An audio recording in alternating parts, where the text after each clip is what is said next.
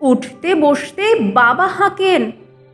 বলবো তোরে কি আর, হতেই হবে তোকে দেশের মস্ত ইঞ্জিনিয়ার।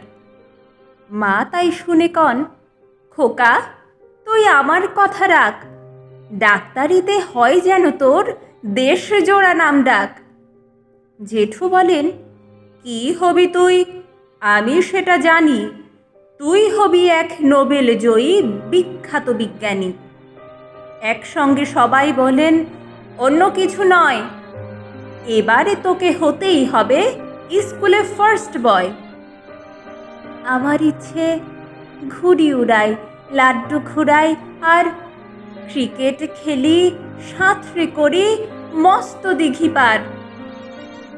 কিন্তু সেসব করতে গেলে সবাই আসেন তেড়ে, সবাই বলেন, মন দে পড়ায়, এক্ষুনি সব ছেড়ে।